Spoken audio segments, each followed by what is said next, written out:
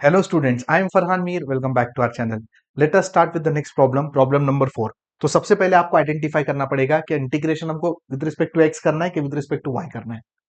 ये dy by dx बिल्कुल guarantee नहीं करता कि हमें पहले y से करना है फिर x से करना है, ऐसा कुछ भी नहीं है। सेम प्रॉब्लम में dx dy भी रह सकता था। तो आइडेंटिफाई कैसे करते हो? इस तरीके से करते हो, ठीक है। Limits are in terms of x, तो y इक्वल टू लिखने का, limits are in terms of y, x equal to लिखने का। क्या बोलना चाह रहा हूं मैं? Let us start the solution of this problem. ठीक है, देखिए सबसे पहले तो i इज इक्वल टू, यहाँ पे आपका दो इंटीग्रेशन है, एक तो आपका 0 टू 1 है, दूसरा इंटीग्रेशन आपका 0 to root of 1 plus x square.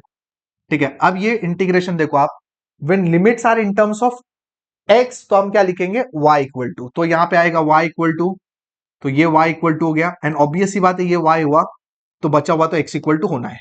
ये तो सॉर्टेड है कहानी। ठीक है, नेक्स्ट आगे बढ़ते हैं। अभी विद रिस्पेक्ट टू y है तो आप पहला integration with respect to y आपने करना है, तो 1 upon x square plus y square. क्यों? क्योंकि y है ना, तो y से करना है, एंड बचा हुआ क्या? x, x मतलब क्या? dx।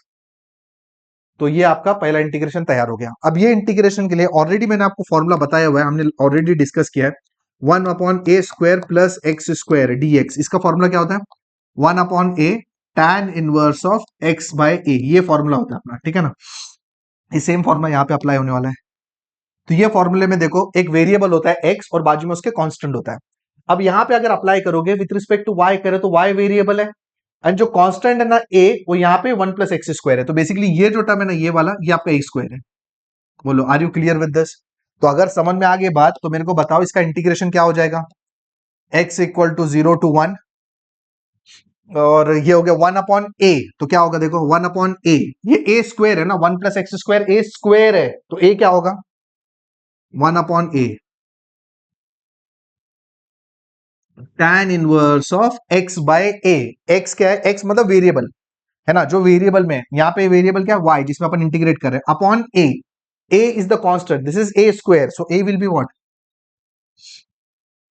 Root of 1 plus x square. और ये आप क्या करोगे यहाँ पे इंटीग्रेशन क्लोज करके, 0 से लेके root of 1 plus x square, ठीक है, एंड ब्रैकेट क्लोज के बाद आपका आएगा dx। ये आपने इंटीग्रेशन कंप्लीट कर लिया है, और ये इंटीग्रेशन अपना हो चुका है विद रिस्पेक्ट टू y।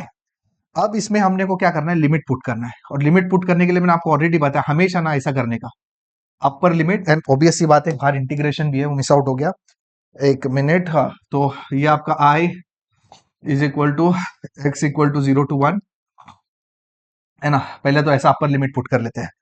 अब अगर आपने ये डाला है, देखो root of 1 plus x square, तो ये 1 upon root of 1 plus x square तो यहाँ बाहर है, ठीक है।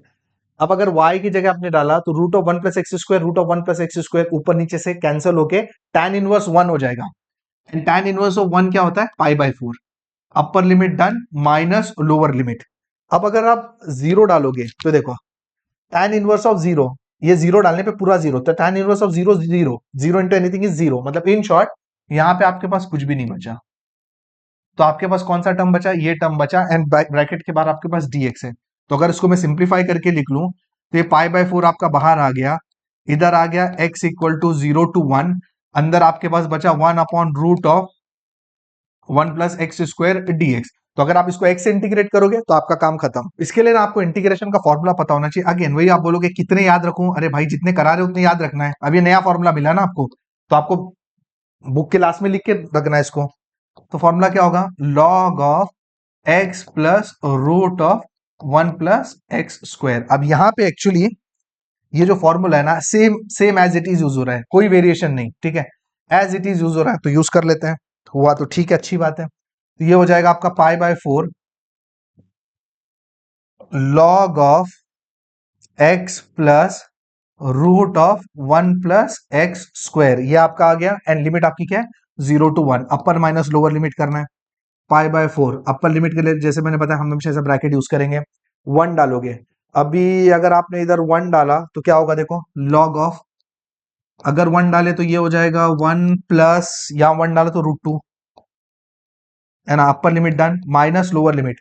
अगर आपने 0 डाला तो देखो क्या होगा, ये 0 हो गया, है ना, लोअर लिमिट का 0। ये 0 डाला मतलब 1 बचा, ये 0 हो गया और ये 1 हो गया, मतलब लॉग 1, लॉग 1 क्या होता है? लॉग 1 0 होता है।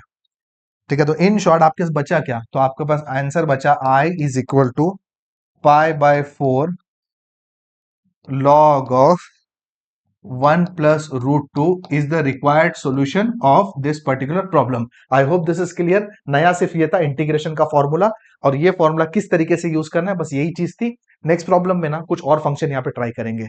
अगर समझ में आ गया ना तो वीडियो को लाइक करो, इस वीडियो को दोस्तों के साथ शेयर करो और चैनल को सब्सक्राइब कर लो, क्योंकि अभी बहुत प्रॉब्लम आने वाले हैं।